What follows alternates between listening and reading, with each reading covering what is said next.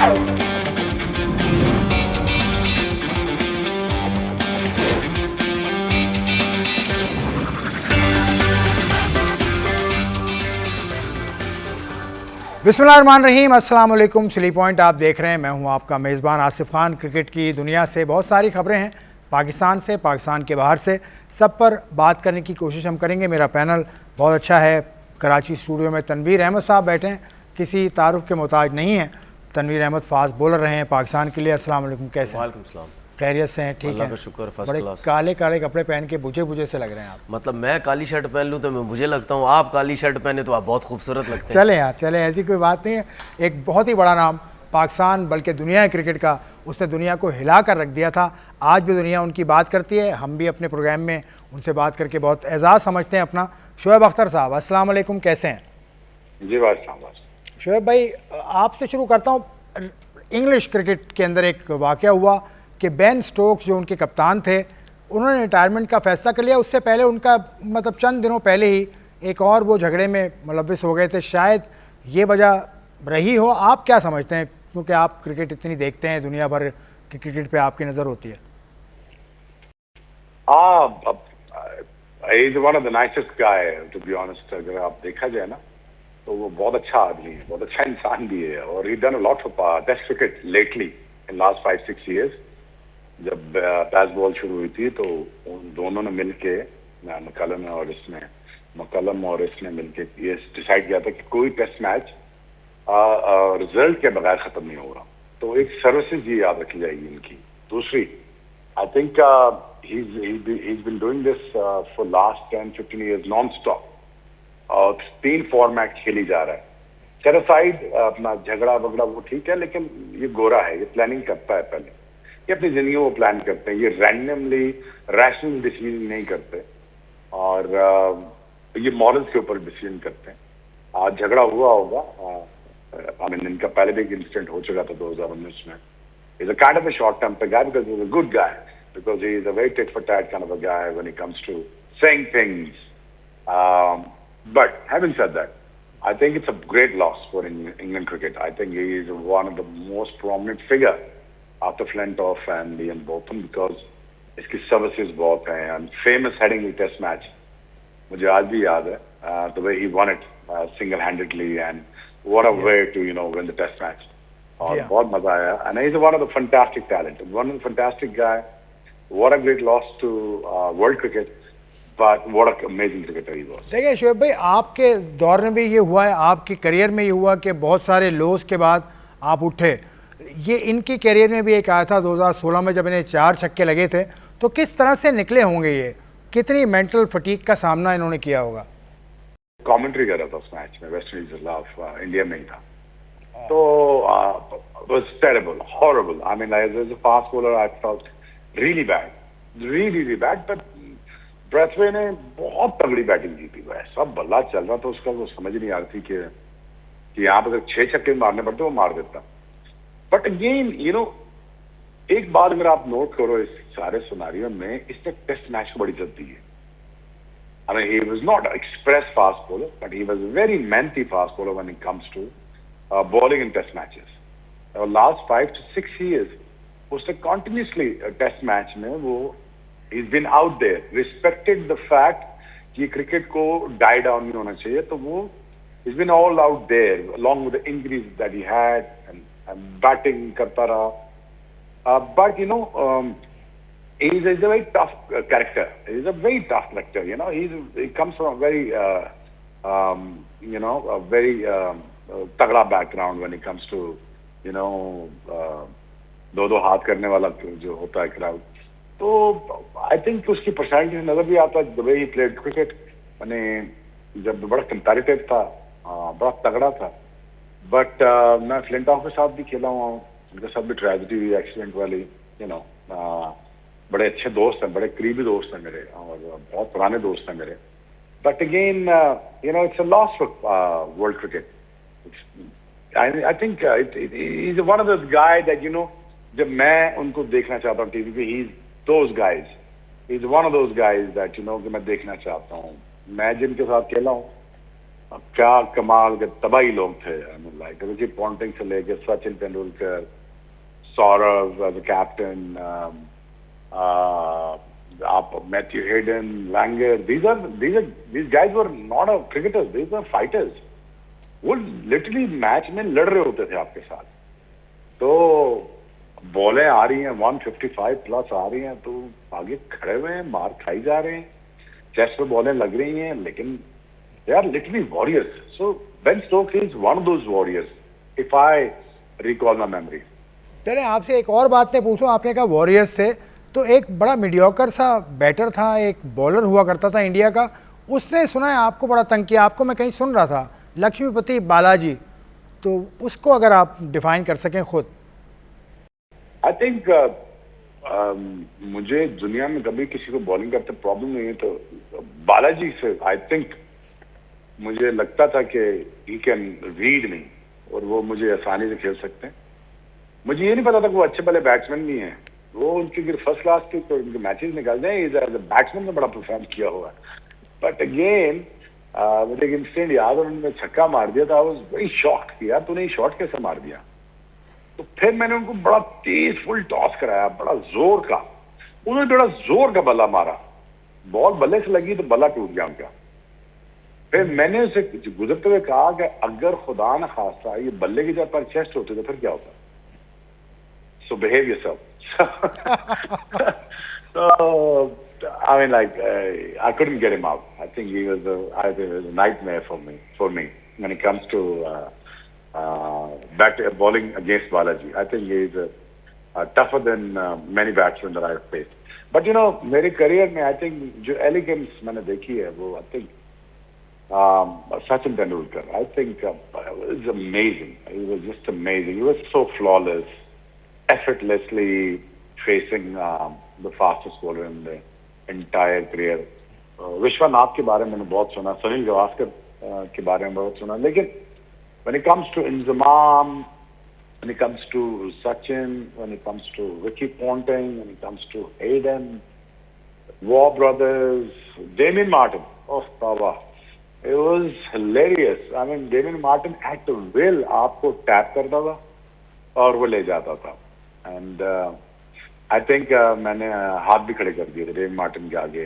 In Yorkshire जो मेरा झगड़ा हो गया था स्टीव वॉ के साथ, प्लम आउट थे और Rudi Koertzen, I think late Rudi Koertzen was a fantastic human being, fantastic friend of mine, African, क्योंकि हमारी दोस्तें बड़ी होती हैं पेरेंट्स के साथ। रूडी वाज स्लीपिंग, तो मैं कहा रूडी प्लीज ये प्लम में क्या कर रहा था। तो फिर अगली बॉल में मैंने थोड़ा मारा स्टीव वॉ को, आई मीन मैंने actually hit him in the legs and I told him, I said, you should have a decency to walk out of the pitch. But next ball, Imran Khan was commentary कर रहे थे, अगर वो clip देखें इमरान भाई कह रहे थे कि इससे बड़ा प्लम क्या हो सकता है। पर नेक्स्ट बॉल मैंने बोल्ड कर दिया उनको, तो बस झगड़ा बड़ा ठीक ठाक वो टीवी पे आया नहीं। But you know again these sort of memories that we had, I mean, what a great team that we played against. What a great people that I've played against. I mean, one of the greatest players. आप ये बच्चे सोच भी नहीं सकते कि Sachin Tendulkar, Steve Waugh, Ricky Ponting, ये किन बलाओं का नाम है। ये खिलाड़ी नहीं थी, ये बलाएं थी पूरी, और ये एट विल 200 करते थे, 150 दिन में कर देते थे। तो I was very fortunate enough to play in that era. काश ये बच्चे हमारे वो era देखते भी और खेलते भी, तो पता चलता है कि कैरेक्टर वर्सेस कैरेक्टर क्या होता है। सो आपको जरूरत ना पड़ती कैरेक्टर बिल्डिंग की। भाई मेरा एक सवाल ये है, वो हो सकता है शायद आज दिन तक ये सवाल आपसे किसी ने किया ही ना हो, या ये चीज़ें शायद किसी ने नोट भी ना की हो। आपने बहुत से बैट्समैनों को बाउंसर्स करवाए हैं, लेकिन जो मेजर 3 इंजरीज हुई हैं या 3 बैट्समैनों को बॉल लगी, जिसमें गैरी क्रिस्टन थे, जिसमें सौरव गंगोली थे, जिसमें ब्रायन लारा थे। मेरा सवाल ये कि आपको क्या लेफ्ट हैंडेड को बाउंसर मार के ज़्यादा खुशी होती थी कि ये तो तीनों लेफ्ट हैंडेड थे, या कोई और रीज़न था? यार जो मुझे डर जो लगा ना, मैं एक्चुअली जो मैं डर गया जिस दिन, मैं हालांकि आपको पता कि मैं बड़ा नडर सा आदमी हूँ, मुझे खौफ नहीं आता किस चीज़ का। मुझे जिस दिन मैंने ब्रायन लारा को मारा, मैंने कहा यार सर ना टूट जाए इनका, क्योंकि अच्छा, मेरी एक तीसरी एक चीज, चौथी सॉरी बॉल शोएब थी। भाई, आपकी एक चीज, Again, एक बीच में बात कर रहा हूँ, वो जो मैच वो मैंने भी देखा, लेकिन वो मुझे भी फील एक टाइम पे हुआ कि जब ब्रायन लारा को आपका बॉल लगा, मुझे ऐसा फील हुआ कि आप सही में वो टेंशन में कहीं फील हुए मुझे कि यार इसको कोई बहुत ज्यादा बॉल तो नहीं लग गया, कोई आप और मसले मसाइल तो भाग ना कर हो। गए थे आप भाग कर भी गए थे। भाग हाँ, मैं हमेशा भाग के जाता हूँ जब बॉल लगती है, लेकिन एक्चुअली जिस दिन मैं डरा था, मैं actually for the first time I am revealing this on your programme, जो एक्चुअली मैं डर गया था और मुझे एक में मेरे दिल मेरा I mean I skip my heart beat, तो सचिन को बॉल लगा था, सचिन तेंदुलकर को कराची में, क्योंकि मुझे पता था कि मैंने वो बॉल बहुत ज्यादा तेज किया था और मुझे ये था कि उनको रिसीव करने के लिए, because he is a good friend of mine, he is the greatest of all time. और ये मैं मिथ भी दूर कर देता हूँ कि लोग कहते हैं is the greatest batsman of all time, नहीं, वो ग्रेटेस्ट बैट्समैन ऑल टाइम नहीं है, वो ग्रेटेस्ट क्रिकेटर है, क्योंकि बॉलिंग वो कर लेते हैं, ऑफ स्पिन वो कर लेते हैं, लेग स्पिन वो कर सकते हैं, फील्डिंग वो कर लेते हैं, लॉन्ग ऑफ में, लॉन्ग ऑन में उनको खड़ा कर दो, स्लिप में खड़ा कर दो, अच्छा उसके बाद कैचेस पकड़वा लो। So he is the greatest cricketer of all time होगा, जैसे वसीम अकरम है greatest cricketer of all time. जब उनको मैंने बॉलिंग कर रहा था उनको, तो मैंने इस प्लान किया कि मैं इनको मारूं ताकि बॉल लगे इनको, तो मैंने कहा कि 2-4 किलोमीटर मैं थोड़ा तेज करता हूं बॉल और मैं पीछे डायरेक्ट करता हूं कि इनके सर पे लगे बॉल। और जब वो बॉल लगा तो मेरा सर नीचे था, मेरी आंखें थोड़ी ब्लर हो गई थी, मैंने मार के, जो आप पता ना सर उठाते हैं, जब आवाज आई ठक की, जोर की, तो मैं I skip my heart beat for the first time in my entire career, कि मैंने कहा यार one of my favourite cricketers, यार कहीं कुछ हो ना जाए, और लगा माथे पे इधर। और क्योंकि जिन्होंने ऑकवर्डली डक किया, पहले ऐसे हुए फिर ऐसे हुए फिर बैठे, तो मैंने कहा यार ये इन्होंने ठीक छोड़ा नहीं बॉल, तो मुझे ये डर था कहीं उनको चोट ना आ जाए, कहीं मैं बंदा ही ना जान से मार दूं। तो मुझे ब्रायन लारा और सचिन के टाइम पे I actually got very worried, I was really worried कि मैंने यार ये क्या कर दिया है। बट गैरी क्रिस्टन को मैंने समझाया था कि यार please at this age, Gary की मैं आपको स्टोरी बनाता हूं छोटी सी। गैरी क्रिस्टन से मैंने पूछा था, मैं नेट बॉलर था 94 में, कराची में नेट करा रहा था गैरी क्रिस्टन और जोंटी रोड्स को और हंसी क्रॉनमी को। तो मैं ड्रेसिंग रूम में चला गया, मैंने कहा जी do you guys think that I am a good enough fast bowler to play for Pakistan? तो गैरी ने मुझे कहा कि यार हमें लगता तुझे टेस्ट मैच खेलना चाहिए, तो ये नेट बॉलिंग करा रहे हैं। तो मैंने कहा अच्छा, तो मैंने कहा ओके चलो I'll see you very soon somewhere in the world। तो गैरी जब मेरे सामने आया 2003 में, तो मैंने उसे कहा गैरी लोग, कहता है तो याद है ना तूने मुझे बॉलिंग कराई हुई है 93-94 में जब साउथ अफ्रीका आई थी, if I'm not mixing up the years। तो कहता हाँ आई रिमेम्बर दैट। तो कहता तू आ गया तो मारेगा तो नहीं? मैंने कहा मुझे पुल एंड हुक नहीं करना इस एज में, so don't hook and pull me Gary please, right? So just see me off if you can because I'm bowling at my best right now। So Gary unfortunately मैं round wicket आया, मैंने पीछे ball किया, उनको visor लगा है, ball नहीं लगा, वाइजर लगा उनको, तो वो फट गया अंदर से और मैंने उनको भी पकड़ लिया because is a good friend of mine. उनका इतना डीप स्कार है, आज भी उनका बड़ा डीप स्कार है।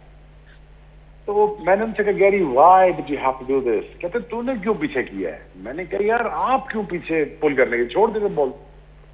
एनीवेज जवान का बच्चा अगले टेस्ट मैच में गया, सो कर गया फैसलाबाद में, और मैं इंजर्ड हो गया। सो आई थिंक द लुब्बे लबाब तनवीर स्टोरी का जो लुब्बे लबाब मॉरल ऑफ द स्टोरी है कि मैं बहुत बड़े क्रिकेटर्स के साथ खेला हूं यार। तो सचिन तेंदुलकर, वसीम अकरम, शेन वॉर्न, रिकी पॉन्टिंग, हम नाम लेते जाओ, जैक कैलिस से लेके अब्दुल रज़ाक तक। I mean, these are like a flawless talent. Shahid Afridi le lo, it's just a brutal force. Come to Inzamam, come to Canaria, हमारे इधर ड्राइवेट, श्रीलंका में डिसिल्वा से लेके जय सूर्या तक, जय वर्धना से लेके संगाजारा तक। I mean, like आप लेते जाओ, लाइन लेते जाओ पूरी, तो इट्स जस्ट अमेजिंग टू सी यार के 5 फास्ट बॉलर एक साइड पे। ब्रेंडन मैकलम की अगर बात करें, वाइट बॉल क्रिकेट में उसको बॉल करना आसान काम तो नहीं था। ब्रेंडन मैकलम यार वो एक दफा चल पड़ा वेलिंगटन में, मुझे चल पड़ा तो मैंने उससे पास जाकर कहा, मैं कहा यार तेरी आंखें ठीक है? मैं कहा मेरा नाम शोएब अख्तर है, शोएब मलिक नहीं, तू चल किधर है? कहता है I'm so sorry। मैंने कहा यार खुदा ना खासा मैं अगर पीछे कर देता बॉल या मैं ना रुकता हूँ तो जितना तो आगे चल के आया, अगर इस स्पीड पे तुझे 155 प्लस पे अगर तुझे बॉल लग गई तो बिहेव योरसेल्फ। कहता नहीं फिर नहीं मारूंगा, फिर आउट हो गया था। But you know what fun that I had यार, it's just amazing that the people that I have played against with and I cherish the memories यार। नाउ मेरी नेटफ्लिक्स पे अभी आई हुई मूवी, वहां पे देखें क्या लड़ाई झगड़े थे। वो लड़ाई झगड़े मिस होने की वजह से क्रिकेट में इंटरेस्ट खत्म हो गया यार, कैरेक्टर्स खत्म हो गए, बाउंसर्स खत्म हो गए, क्रिकेट बैटिंग ओरिएंटेड कर दी, जिसकी वजह से यार दुनिया देख नहीं पा रही फास्ट बॉलर्स। जो फास्ट बॉलर तो कदर जाता है क्रिकेट में, वही खत्म कर दिया आपने। आप क्या छक्के छोके और बाउंड्री छोटी करके आप क्या अचीव करना चाह रहे हैं? Just TRP is going down, it's not gonna help. I think the last उम्मीद जो मुझे है एक चीज ओलंपिक से है कि शायद ओलंपिक से आज से 4 जो 2028 में होगी, उसके बाद शायद 50-60 कंट्रीज क्रिकेट शुरू करें और परमानेंट मेंबर्स बने ओलंपिक्स के, और पूरी दुनिया ओलंपिक्स में आने की कोशिश करे through cricket for the first time, because a large number of community lives around here, 3.5 billion people. तो शायद मुझे उससे लगता है कि क्रिकेट दोबारा रिवाइव कर, जब otherwise by the look of it जो नजर आ रहा है क्रिकेट का, वो cricket is literally is on mind. I mean like तो खास चीजें रह नहीं हुई देखने की। ठीक है शोएब भाई, बहुत बहुत शुक्रिया। बड़ी तफसील के साथ आपने बड़े अहम मौज़ूआत को टच किया। ख़ास तौर से आपने फास्ट बॉलिंग जो ख़त्म होती जा रही है, एग्रेशन जो ख़त्म होता जा रहा है, उस पर बात की। इसके लिए अगले प्रोग्राम में हम ज़रूर बात करेंगे कि क्रिकेट में जो लॉस चेंज हुए हैं इसने कितना असर डाला है, कि फास्ट बॉलर ऐसा फास्ट बॉलर अब नज़र नहीं आता जैसे आप हुआ करते थे। लंबे लंबे बाल, एग्रेशन, यू नो आप कहते भी थे कुछ जाकर, मतलब वो चीज़ ख़त्म होती चली गई। आपका शुक्रिया शोएब भाई, आपने ज्वाइन इन किया। आपसे फिर बात होगी शोएब अख्तर साहब ने, क्योंकि आप भी फास्ट बॉलर हैं। मतलब फास्ट बॉलर में एग्रेशन अब नज़र नहीं आता। जोफ्रा आर्चर को मैं देखता हूँ ज़रा सा एग्रेसिव, उसके अलावा कोई बॉलर नज़र नहीं आता। देखिए मैं आपको एक चीज़ बताऊँ, आप आप स्पोर्ट्स हो या आप ज़िंदगी आप जैसे गुजार, आपका सारा एटीट्यूड होता है। तेज़ गेंद, हमारा कॉन्सेप्ट कुछ अजीब सा हो चुका है कि जी जो तेज़ गेंद करता है उसी का एटीट्यूड होता है। भाई जो तेज़ गेंद करता है वो तो एटीट्यूड के बगैर चल ही नहीं सकता, और तेज़ गेंद वाला अगर ना भी एटीट्यूड दिखाएगा तो वो वैसे ही तेज़ गेंद करता है, वैसे ही लोग घबराएंगे उससे। प्लस अगर उसके अंदर एटीट्यूड, वो एक डबल उसको एडवांटेज, और तेज़ गेंद भी एटीट्यूड भी। फिर आपने जैसे शोएब भाई की बात की, लंबे लंबे बाल, भाई इनके बारे में क्या चीज़ मशहूर थी? ठीक है, मैंने बहुत से लोगों से सुना कि यार ब्रेडली भी तेज़ था, हाँ, शोएब अख्तर भी तेज़ थे, लेकिन मैंने बहुत कम लोगों से सुना कि यार हम ब्रेडली से नहीं घबराते थे जितना शोएब अख्तर इनसे घबराते थे। उसकी सबसे बड़ी वजह यही थी कि एक तो उनका भागना, चौड़ापन, हाथ खोल के, मतलब एक प्रॉपर एक दहशत सी नजर आती थी, लंबे बाल उड़ते। ठीक है, वो एक प्लस पॉइंट था इनका, पेस के साथ प्लस, जिस तरह भागना, जो एटीट्यूड था रनअप में, सब कुछ वो एक चीज़ प्लस हो गई, जिसकी वजह से पेस भी था, लोग घबराते भी थे यार ये मार मूर ना दे कहीं। ठीक है, लेकिन इसके साथ अब स्पिनर है। शेन वॉर्न क्या दूर से भाग के आता था क्या? मतलब वो तो फास्ट बॉलर तो नहीं था, तो क्या स्पिनर का भी कोई एटीट्यूड होगा? अगर कोई बोले यार ये तो फास्ट बॉलर ही कोई नहीं था, भाई आप एटीट्यूड आपका क्या होता है? अब शेन वॉर्न भी आम बंदों की तरह ही थे ना, जिस तरह आजकल लेग स्पिन भी करते हैं, गुगली भी करते हैं, फ्लिपर भी करते हैं, शेन वॉर्न वही भी करते थे। भाई एटीट्यूड क्या होता है? आप ज़रा थोड़ा सा चौड़े होते हैं, एग्रेशन दिखाते हैं, स्लेजिंग करते हैं, आपका एटीट्यूड में ये सब चीज़ें आती हैं। आप घबराते नहीं किसी से, एक तो आपकी नेचुरल एक बॉडी नेचर भी होती है, उसके बाद प्लस ये चीज़ें होती हैं। अब आपको चौके लग रहे हैं, मुंह नीचे करके जा रहे हैं वापस, जितना भी तेज़ गेंद कर रहे हो, अगर आप इस किस्म की हरकतें करेंगे तो आप तो रह जाएंगे, वो तो और मारेगा। तो एटीट्यूड में ये चीज़ें बहुत काउंट करती हैं। अब कितने फास्ट बॉलर ऐसे जो तेज़ नहीं थे, लेकिन वो जाते थे, चौके लगते थे, बैट्समैन के पास जाते थे, ठीक है, उसको पता था मेरे में क्या है, और अगर मैं एटीट्यूड के साथ नहीं क्रिकेट खेलूंगा, थोड़ा उसको स्लेजिंग वेजिंग नहीं करूंगा, गोरियां नहीं डालूंगा, तो ये तो मार मार के मेरा बुरा हाल कर देगा। लेकिन एटीट्यूड का नुकसान भी हुआ ना कुछ लड़कों को, यार, उनको कह दिया कि एटीट्यूड इसका खराब है, इसका एटीट्यूड खराब है, नहीं, बदतमीज है। नहीं, ये नहीं, ऐसा हुआ नहीं। सुने आपके साथ नहीं हुआ। देखिए, मैं आपको मैं आपको बताता हूँ, वो जो एटीट्यूड का जो गलत यूज किया लोगों ने, मैं उसकी बात कर रहा हूँ। मैं सिर्फ ग्राउंड के एटीट्यूड की बात कर रहा हूँ, ठीक है। मेरी जिंदगी का एक असूल है, ग्राउंड से रस्से से हट के जो मर्जी तुमने दुनिया के काम करते रहो, मेरा उससे कोई वास्ता नहीं है, ठीक है। यहाँ पे एटीट्यूड का प्रॉब्लम जो है वो रस्से से बाहर का दिखाया गया, जिन लोगों के साथ किया गया। रस्से के अंदर क्या था वो मेरे से बात करो, वो मुझे बताओ। उसके अंदर परफॉर्मेंस अच्छी थी, बॉलिंग अच्छी थी, विकेट्स थे, रन थे, सब कुछ था, वो बात करो। उसके बाद हम नहीं जानते भाई, पर्सनल लाइफ जो मर्जी करना है, ठीक है। यहाँ पे जो एटीट्यूड की बात कर रहे हैं, कुछ प्लेयरों के साथ ये किया गया, रस्से से बाहर जो कर रहे हैं, यार ये तुम क्या कर रहे हो, ये फलाना क्या कर रहे हो, ठीक है। उसके चक्कर में क्रिकेट खराब की गई, वो चीज गलत। एक ब्रेक लेकर मैं वापस उस पर आऊंगा कि बेन स्टोक्स इतना बड़ा खिलाड़ी, पहले वनडे से रिटायर हुआ, उससे पहले भी इसका कोई वहाँ पर एटीट्यूड का कोई मसला बताया गया, लड़ाई झगड़ा इसका हुआ था एक और प्लेयर के साथ, ये मौजूद थे वहाँ पर। उसके बाद फिर ये जो अब ताज़ा वाक़या हुआ, इसने भी इनका ये मामला यही झगड़े से जुड़ा नज़र आ रहा है। इस पर मज़ीद बात करूँगा एक ब्रेक के बाद, आपके सामने दोबारा आता हूँ।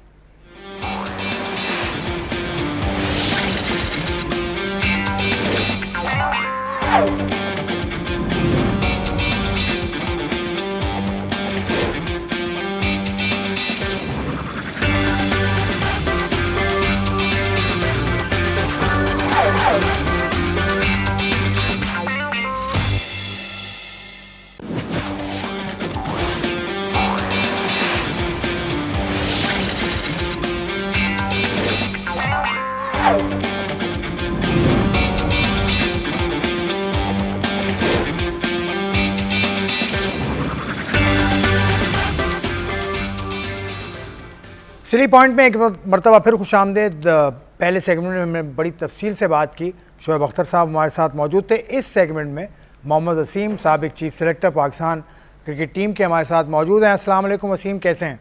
वालेकुम अस्सलाम।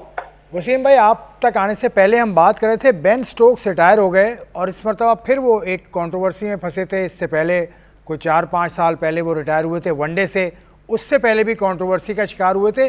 क्या इंग्लिश क्रिकेट बोर्ड की बस हो गई? इंग्लिश क्रिकेट बोर्ड का इसमें हाथ आपको नज़र आता है कि भाई आप रिटायर हो जाएं, या उनका अपना फैसला है? आप क्या समझते हैं? देखिए, एक तो ये कि इट्स वेरी अनफॉर्चुनेट, क्योंकि बहुत बड़ा प्लेयर था, बहुत बड़ा ऑलराउंडर, मैं कहूँगा लेजेंड्स की लिस्ट में वो आएगा। इतनी सी सर्विसेज रही हैं एज अ कैप्टन भी और एज अ प्लेयर भी। देखिए, उसकी जो आप आखिरी स्टेटमेंट भी सुनते हैं जो उसने ड्रेसिंग रूम में बात की है, तो वहां से लग रहा है कि चीजें सेटल नहीं हो सकी, कि ऑब्वियसली मतलब मुझे नहीं लगता कि उनका कोई ऐसा प्लान था। लेकिन आई थिंक इस इंसिडेंट के बाद जो भी पेशरफ्त हुई है उसमें शायद इंग्लिश बोर्ड का जो स्टांस था इट वाज वेरी क्लियर, और उनको बात उसमें बन नहीं सकी, क्योंकि नोइंग के ब्रेंडन मैकलम के साथ उनकी बहुत ज़्यादा मैं कहूँगा दोस्ती भी है, उन्होंने इकट्ठे काम भी किया हुआ है, तो ब्रेंडन ने भी बहुत जोर लगाया होगा कि इस चीज़ को किसी तरीके से रोका जाए। लेकिन इवेंचुअली मुझे लगता है कि कोई उस तरह की बात हुई नहीं, और ईसीबी ने अपना स्टांस जो था फर्म रखा, और शायद उसमें बस यही था कि आपको एक टेस्ट मैच और दिया जाएगा, आप इसके बाद खुद ही जिसको कहते हैं ना कि इज्जत से आप अपना एग्जिट वो ले लें। तो आई थिंक के मुझे लगता है कि ये मतलब सिर्फ वन वे डिसीजन नहीं था, इसमें ईसीबी की इन्वॉल्वमेंट डेफिनेटली मुझे नजर आ रही है। वो जो तनवीर आप कहते हैं कि प्लेयर को इज्जत दो और सीनियर प्लेयर की इज्जत करो, तो फिर ये इंग्लिश क्रिकेट बोर्ड उसूल पे चलता है। अगर मैं वसीम की बात को तस्लीम करूँ, देखिए मेरे ख्याल में ये बहुत अच्छा फैसला इस तरह कह सकता हूँ कि एक तो बेन स्टोक ने जो फैसला किया बिल्कुल सही फैसला किया। उसके बाद कंट्री से पहले कोई नहीं है भाई। हाँ, आप पाकिस्तान, आप अपनी टीम को रिप्रेजेंट करें, किसी भी इंटरनेशनल टीम को आप रिप्रेजेंट जब करते हैं तो आपकी आवाम जो है वो आपको देखती है, आपकी बातें करती है, आपकी बातें घरों में हो रही होती है, ठीक है, आपकी कंट्री में बातें हो रही होती हैं, यार हमारा प्लेयर ये है, इतना बड़ा नाम, सब कुछ ये वो। तो जब पूरा मुल्क किसी प्लेयर की बात कर रहा होता है तो उसके बाद वो ऐसी हरकत करता है जिसकी वजह से पूरी मीडिया में डिस्कस होती हैं चीज़ें, ठीक है, आपके अगेंस्ट बातें हो रही होती हैं, तो फिर प्लेयर को सोचना नहीं चाहिए। और मेरे ख्याल में ये कल्चर ऐसा होता है कुछ कंट्रीज़ का कि नहीं, जहाँ पे आपने कोई गलती की, किसी को शायद बोलने की ज़रूरत भी नहीं पड़ेगी। ये तो फिलहाल हम अभी कोई कंफर्म चीज़ें नहीं हो रही, लेकिन हम ये कोई क्या बातें कर रहा है, कोई क्या बातें कर रहा है, कोई ये कह रहा नहीं उसका अपना फैसला है, कोई कह रहा नहीं इससे पहले तारीख मौजूद है ना, इससे पहले भी वनडे से जब रिटायर हुए थे उस वक्त भी ठीक है, कोई कह रहा है कि यार ईसीबी ने प्रेशर डाला होगा, मतलब बहुत सी बातें चल रही है। लेकिन अगर ईसीबी ने प्रेशर डाला है तो बिल्कुल सही प्रेशर डाला है कि भाई हम इस किस्म के बंदे को बर्दाश्त नहीं कर सकते जो बार बार अपनी कंट्री का नाम खराब कर रहा है। और अगर बेन स्टोक का फैसला है, बिल्कुल उसने सही फैसला किया कि यार अगर मेरी वजह से कंट्री का नाम ख़राब हुआ है या बेइज्जती हुई है कंट्री की, तो मैं ज़रूर रिटायरमेंट दूंगा, मैं इस चीज़ को कंटिन्यू नहीं कर सकता। और ये मैसेज पूरी दुनिया के प्लेयर्स के लिए है, पूरी दुनिया के कंट्रीज़ के लिए है कि अगर आप अपने मुल्क का नाम ख़राब करते हैं किसी भी वजह से, तो उसको ये या क्रिकेट छोड़ देनी चाहिए या क्रिकेट बोर्ड को खुद फैसला कर देना चाहिए कि भाई हम आपको कंटिन्यू नहीं कर सकते। जिसकी वजह से हम भी यहाँ पे अपना बहुत अरसे से ये बातें करते रहे कि यार जिन प्लेयर्स की वजह से अगर मुल्क का नाम ख़राब होता है, वो लोग कभी भी क्रिकेट में वापस नहीं आने चाहिए या उनको नहीं क्रिकेट कंटिन्यू होनी चाहिए, ठीक है। लेकिन हमारा सिस्टम कुछ और है, यहाँ पे वो लोग दोबारा आते रहे वापस। तो जब आप इस तरह के फैसले करेंगे तो नेक्स्ट टाइम कोई भी नहीं इस किस्म की हरकत करेगा। सबको आइडिया होगा हम हमारी वजह से किसी भी तरीके से अगर कंट्री का नाम खराब होगा तो हमें बोल दिया जाएगा कि आप थैंक यू हो जाएं, आप नहीं अब खेलेंगे तो ना, आप सिलेक्शन हो गए। इंग्लैंड तो नेशनलिटी दे देता है ऐसे प्लेयर को। किन को दे देता है? आमिर को नेशनलिटी मिली ना अभी। नहीं यार, वो हमारा मैटर नहीं है। हम नहीं, वो वहीं पर उसने जेल काटी, वहीं पर उसने जो भी किया था। देखिए अब आप एक चीज नोट करो ना, ठीक है। अब उनका जो कल्चर, उनका जो सिस्टम है, उन्होंने उस चीज को नहीं देखा। वो एक डिफरेंट मैटर है, वो एक डिफरेंट मैटर है।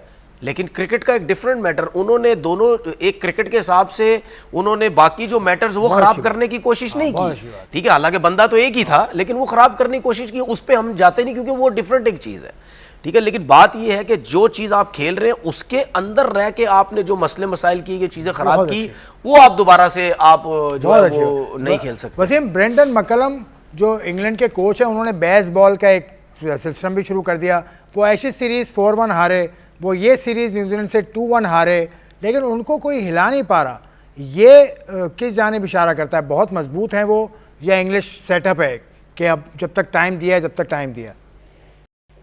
देखिए, एक तो वो ऑब्वियसली टाइम लाइन भी उनकी होती है, दूसरा ये आई थिंक कि अब बेन स्टोक के जाने से मुझे लगता है कि अब ब्रेंडन भी ज़्यादा अच्छा और रॉबर्ट की भी जो उनके हैं वो ज़्यादा अच्छा चल नहीं सकेंगे, क्योंकि इनकी अपनी एक मैं कहूँगा कि एक वे ऑफ थिंकिंग था कि हमने क्रिकेट को इस तरफ लेके जाना है। तो मुझे लगता है कि शायद अब ज़्यादा अर्सा ये चल नहीं पाएगा। अभी शायद उनका कॉन्ट्रैक्ट भी बहुत ज़्यादा कोई इतना ज़्यादा रह नहीं गया है। अभी जो आप बात कर रहे हैं कि देखिए, बेन स्टोक को अगर इंग्लैंड ने ये किया है तो क्या हम उसको पीएसएल से बैन कर देंगे? अगर वो पीएसएल खेलना चाहेगा तो वो उन्होंने अपने उससे किया है ना उसको। तो हम जो मिसाल दे रहे हैं, हम तो प्रोटोकॉल देते हैं ना सर। ये तो फिर मैं कहूँगा उतना बड़ा इंसिडेंट नहीं था जितना मतलब आपने दूसरे बंदे का जिक्र किया है कि उन्होंने तो क्या क्या नहीं कर दिया, और हमने उनको प्रोटोकॉल के साथ वापस भी लाए, दोबारा भी वापस लाए, घर से बुला के वर्ल्ड कप भी हमने खिला दिए हैं। तो हमारा तो है सिस्टम ये और तरह का है ना यहाँ पे। तो वो उन्होंने देखे कि वो उन्होंने देखा जी इंग्लिश टीम का नाम खराब हो रहा है, इंग्लिश मुल्क का नाम खराब हो रहा है, उन्होंने उसको साइड पे कर दिया है। पहले एक फॉर्मेट से किया, अब दूसरे से किया है। तो हमने तो कभी भी इस तरह की मिसाल कोई कायम की नहीं है, जिसकी वजह से मैं कहूँगा कि फिर शायद बार बार आपको इस तरह के इंसिडेंट देखने को भी मिलते हैं। वसीम, बड़ी कड़वी बातें कर दी वसीम ने कि पीएसएल में अगर वो आता है या, लेकिन उस पर कुछ साबित तो नहीं हुआ। हम तो बात कर रहे हैं, देखिए हम तो बात कर रहे हैं। नहीं, पीएसएल में अगर आता है कि हमें नहीं लेना चाहिए है कि उसने हमारा कुछ डैमेज तो नहीं किया ना। आप कह रहे हैं जी कि उसने नेशनलिटी दे दी, इंग्लैंड वालों ने। उसने इंग्लैंड का नाम थोड़ा ही खराब किया था, नाम तो पाकिस्तान का खराब किया था ना। लेकिन इंग्लैंड में किया था ना, इंग्लैंड में किया था। मैंने कहा उसी सरजमीन पे उसको जेल भी हुई, सब कुछ हुआ, लेकिन एक कानून है जिसको तनवीर भी कह रहे हैं कि उसको उन्होंने फॉलो किया। कानून वो रोक नहीं सकते ना उनको। हाँ, कानून है बिल्कुल। जिस तरह से आप देखें, ईरान की टीम अमेरिका नहीं जा सकी खेलने फुटबॉल वर्ल्ड कप, कानून है, इमिग्रेशन लॉ है भाई, वो नहीं आने। देखिए मसला पता है, अमेरिका गई जरूर, लेकिन ठहरी नहीं। वो मैक्सिको में ठहरते थे, अमेरिका खेलते थे, वापस पे कानून लगा कि वो टीम से बाहर हो गए हैं या पहले बाहर हुए थे।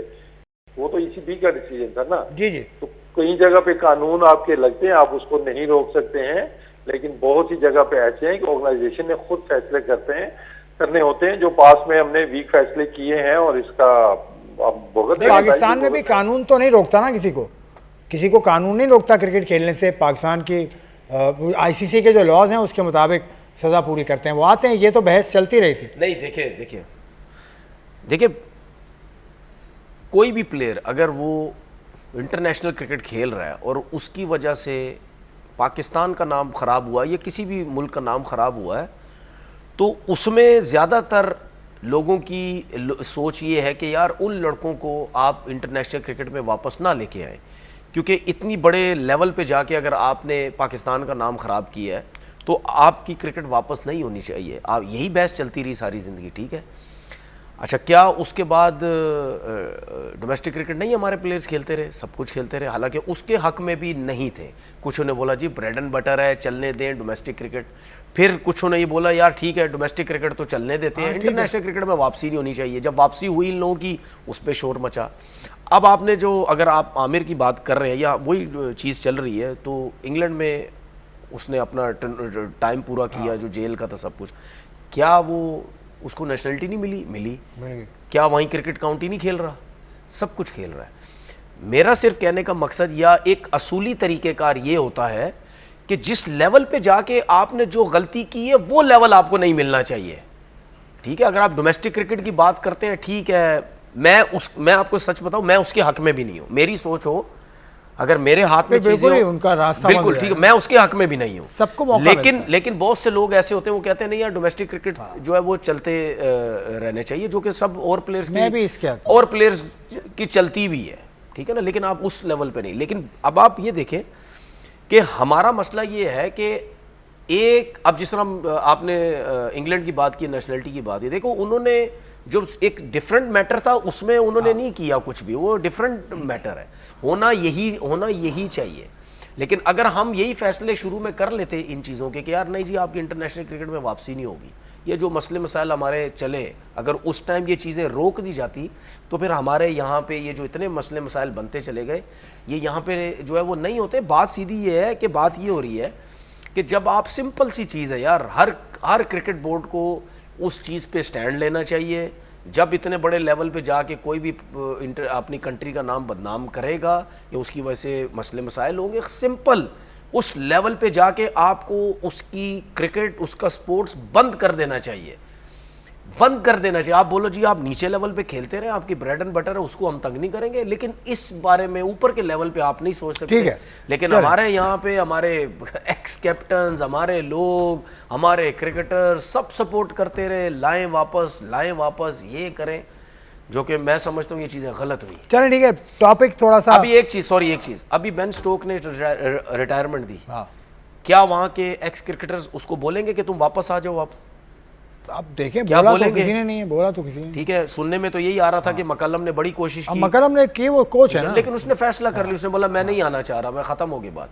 वहां पे ऐसा तो नहीं होगा ना कि यार एक्स क्रिकेटर पीछे पड़ जाएंगे, नहीं जी इसको आप जो है वो दोबारा से वर्ल्ड कप तक खेलो। बाकी एक चीज आपने मकलम की बात की, देखिए बाहर कंट्रीज में ये चक्कर नहीं है, वहां पे परफॉर्मेंस हो या ना हो, और ये एक सिस्टम का तरीकेकार है।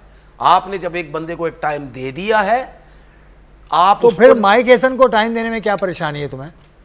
क्या मतलब? उसको भी तो टाइम दो ना, टाइम जब तक उसका है। मैं ये बात कर रहा हूँ ना, इंग्लैंड के सेटअप में ये चीज़ आपको अच्छी लगती है, लेकिन किसी और के सेटअप में आपको अच्छी नहीं लगती। पाकिस्तान ने भी तो उसको कोच लगाया है 2 साल के लिए, 3 साल के लिए, तो टाइम देना चाहिए। आप चाहते हैं कि जो हमारी क्रिकेट थोड़ी सी मतलब अगर बेहतरी की तरफ चली जाए, वो ना जाए। इंग्लैंड की क्रिकेट बात ये नहीं है, जो सुन ले, टेस्ट सीरीज 4-1 हारे, कल टेस्ट सीरीज हारे। सुन ले, जब गैरी क्रिस्टन आए थे, गैरी क्रिस्टन के बारे में मेरा एक स्टेटमेंट आप बता दें जिसपे मैंने बोला हो गैरी क्रिस्टन को कंटिन्यू ना करें या गैरी क्रिस्टन को आप हटा दें, कोई एक स्टेटमेंट बता दें चले। ये बात नहीं होती है। आप बात इस वजह से करते हैं जब आप कोच की बातें सुनते हैं। ये जो कोच जब से आया है जो बातें कर रहा है, उसके बाद जो आपकी टीम की परफॉर्मेंस है उस पर हम बात करेंगे। यार आप क्यों कंटिन्यू कर रहे हैं इसके साथ? ठीक है वसीम, आईसीसी जो टेस्ट चैंपियनशिप है उसमें भी Pakistan slip down to 9th position, आखिरी पोजीशन है ये।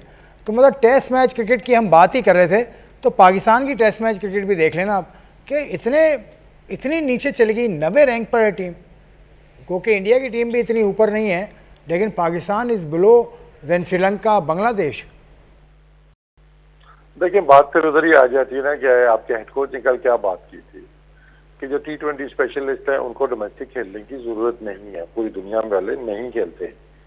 तो फिर देख लें वेस्ट इंडीज का जो हाल हुआ था, ओबीसी फिर हम वो उसी लाइन की तरफ जा रहे हैं ना। ओबीसी टेस्ट मैचेस आपके होते ही कम हैं, फिर लड़के देखेंगे जी कि ये तो सारी लीगों में जा रहे हैं, ये मतलब इनको एनओसी हर जगह की मिल जाती है, अनलिमिटेड मिल जाएगी।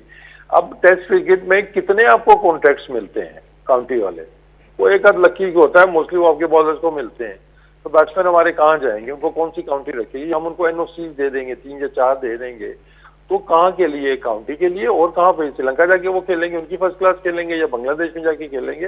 तो आप जो अपनी बड़ा फॉर्मेट है ना, उसको आप बहुत ज्यादा वो कम उसको फोकियत दे रहे हैं, जिसका इवेंचुअली हमें बहुत ज्यादा नुकसान होना है, क्योंकि ये ट्रेंड अब डोमेस्टिक के अंदर भी स्टार्ट हो जाना है। लेकिन इस सारे सिनारियों में ना, आप जो सवाल मेरे से कर रहे हैं, इसका जो बेस्ट बंदा जवाब दे सकता है वो नजर नहीं आ रहा ना आपको। व्हाइट बॉल के कोच तो हर रोज आपको नजर आ रहे हैं, कोई ना कोई नई अपनी वो मंतक लेके आ रहे हैं। वेरी सरफराज अहमद, इसके ऊपर उनका क्या है जी कि जो T20 के प्लेयर्स हैं वो नहीं खेलेंगे, उनको नहीं खेलनी चाहिए डोमेस्टिक क्रिकेट। तो वो तो फिर एक ही बात हुई ना कि उसका फोकस सिर्फ अपनी उस काम के ऊपर है, उसका फोकस ही पाकिस्तान क्रिकेट के ऊपर नहीं है। वो किसी तरीके से अपनी व्हाइट बॉल है उसको वो ठीक करना चाह रहे हैं। फिर मैं आपको रिमाइंडर दूंगा जो मैंने आपको पिछले प्रोग्राम में भी दिया था कि जब हेड कोच आप लाते हैं, वो आपका सिस्टम बनाने नहीं आता, वो आपकी पॉलिसीज बनाने नहीं आता। सिंपल काम है भाई, ये प्लेयर्स हैं, ये टीम है, हमने इवेंट्स जिताओ, हमें सीरीज जिताओ, हमारी टीम की रैंकिंग बेहतर करो। लेकिन हमने तो मेरा ख्याल है उसको ड्यूल रोल माइक हेसन को भी दे दिया है कि उसने हमारी डोमेस्टिक भी ठीक करनी है, उसने हमारे सेंट्रल कॉन्ट्रैक्ट भी ठीक करने हैं, उसने पॉलिसीज भी बनानी है, और जो असल काम है उस पर कोई बात कर नहीं रहा। देखिए मैं इंडिया के सिस्टम की बात करता हूँ। इंडिया के सिस्टम में क्या हमें नज़र आता है, क्या नज़र आता है वहाँ पे? क्या वो लड़कों को परमिशन देते हैं जाए लीग्स खेलने जाके? वहाँ तो ऐसा चक्कर ही कोई नहीं है, ठीक है। वहाँ पे सिंपल सी चीज़ है, एक कॉन्ट्रैक्ट में लिखा हुआ है कि भाई आपने जब भी डोमेस्टिक क्रिकेट होगी आपने डोमेस्टिक क्रिकेट खेलनी है। और वहाँ पे ये भी नहीं है कि यार ठीक है मजबूरी हुई तो कोई मसले मसाइल हुए, पैसे बहुत देते हैं यार ठीक, पैसे बहुत देते अब सुन तो लेना, सुन तो ले।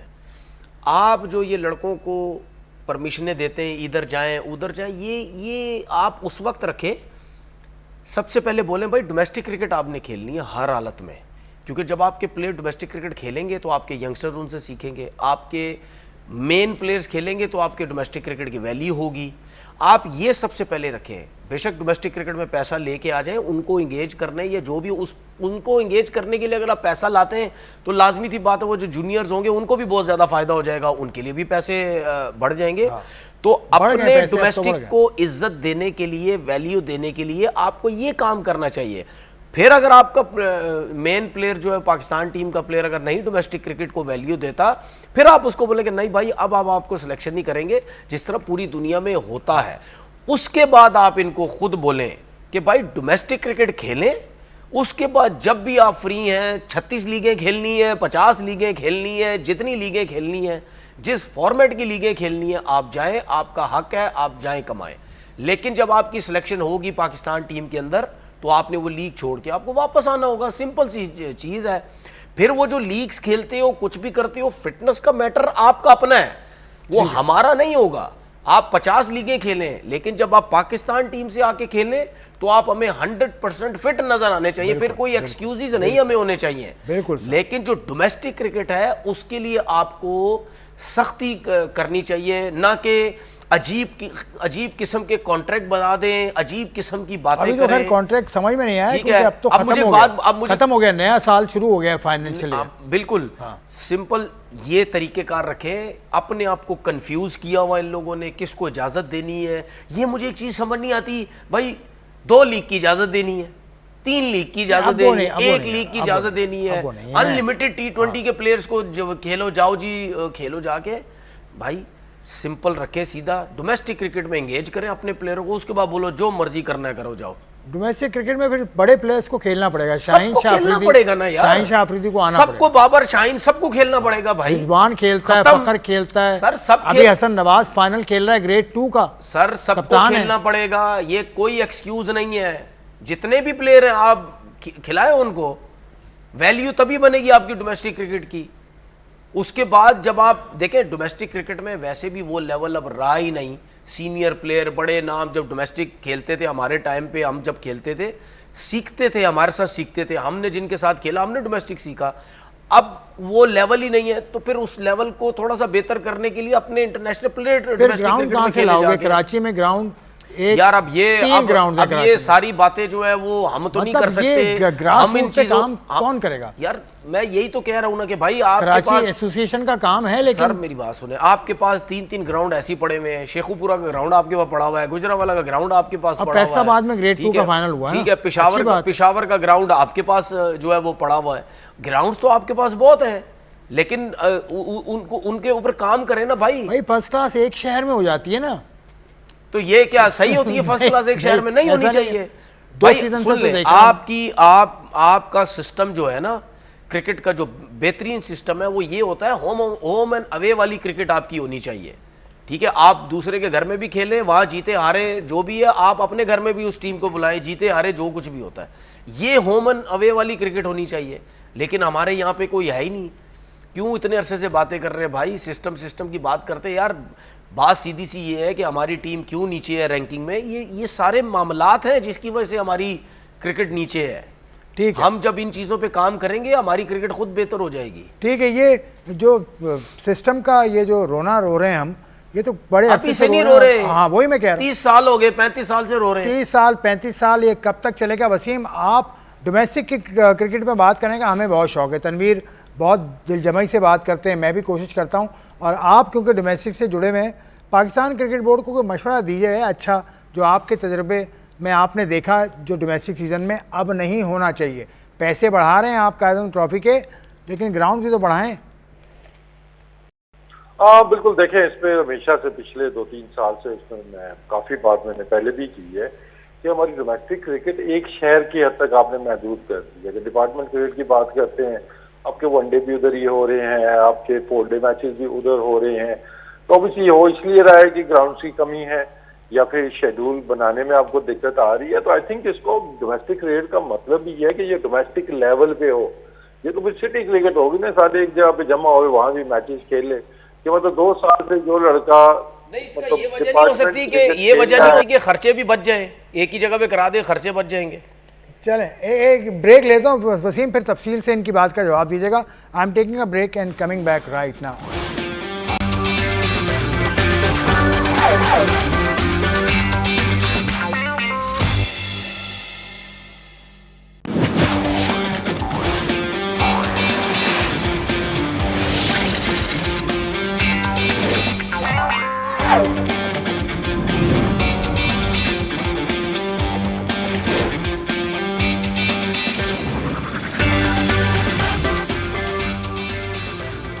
Welcome back to sleep point. Mohammad Wasim और तनवीर अहमद स्टूडियोज़ में मौजूद हैं। मोहम्मद वसीम इस्लामाबाद से बदरिया वीडियो लिंक मौजूद है। मोहम्मद वसीम बात कर रहे थे, उसमें तनवीर ने एक लुकमा दिया था। क्या लुकमा दिया था? लुकमा ये इनको दिया था, ये जो बात कर रहे थे, मैंने ये बोला था कि क्या कोई खर्चे वर्चे बचाने के लिए एक ही शहर में टूर्नामेंट होता है, या उसका रीज़न ये है कि इंटरनेशनल मैचेस होने हैं तो डोमेस्टिक एक ही सिटी में करवा दो, बाकी ग्राउंड्स हमारे पास है नहीं, इंटरनेशनल मैचेस होने वो कि ख़राब वराब ना हो जाए, तैयारी वारी करनी हो, ये रीज़न तो नहीं है। जी वसीम देखिए, खर्चे वाला तो सीन तो नहीं है, खर्चा सारा तो डिपार्टमेंट ने खुद करना है।